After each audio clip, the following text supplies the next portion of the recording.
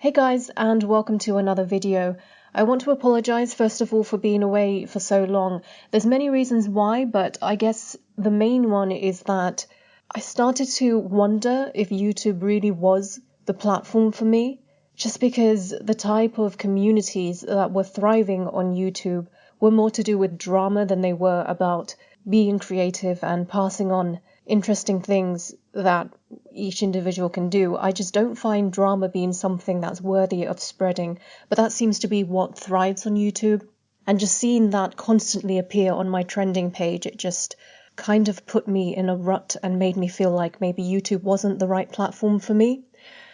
And then on the other side of things, I was working on a couple of other projects. In terms of the projects, I'm still working on them and I don't plan on revealing them until they are at the completion stage. But for this video, I wanted to show you guys something new that I had tried out, something that so many people are already doing, but I'm just trying out for the first time. In this video, I took a free coloring page from online, and I'll put a link to that in the description below. And I tried to color it in digitally using only my mouse pad on my laptop because I don't have a graphics tablet. For a long time, I had wanted to do digital art, but the reason why I avoided it is because I didn't think I could do a good job without a graphics tablet. But having tried this out, it's actually very, very doable without a graphics tablet and that pen that comes with it. You can most definitely create very decent looking digital art with just a mouse. The only things that I think you couldn't get away with without the tablet and its pen is sketching and doing line work, because that requires so much precision that I don't think a mouse would be able to cover it.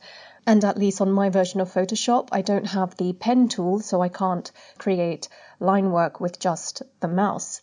The first thing I did naturally before trying to digitally color this is look up tutorials on YouTube, and there are many, many tutorials that will help you out.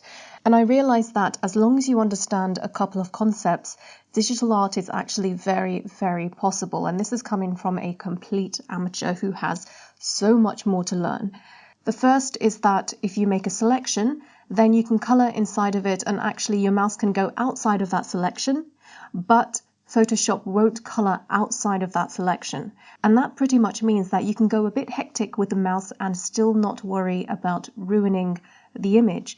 The second technique that I felt really helped me in this basic artwork is that if you use the brush tool, if you just reduce the opacity, then you can start adding in the color very lightly. And it's much easier to create a blend if you do it that way rather than going in with full opacity. Just by understanding those two basic concepts, I feel like my first attempt at digital art became so much easier than I imagined it would be. And there's so much more for me to learn, and there's so much more improvement that I could make. Just having so much fun in this first attempt has given me the motivation to move into digital art.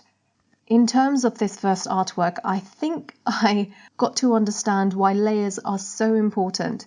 And that's because when I first started, I decided to try working with just one layer.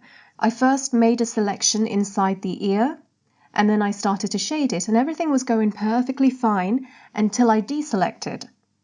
When I went to then reselect the section of the ear, I realized that because of the color that I had now added in, the selection tool wasn't able to make a clean selection around the ear anymore.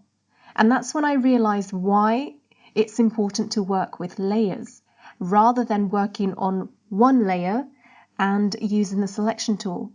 It's because once you deselect, it's going to be pretty difficult to be able to go back and color that section in without having to spend a lot more time getting the selection right. Then I shifted over to using layers like every other normal digital artist.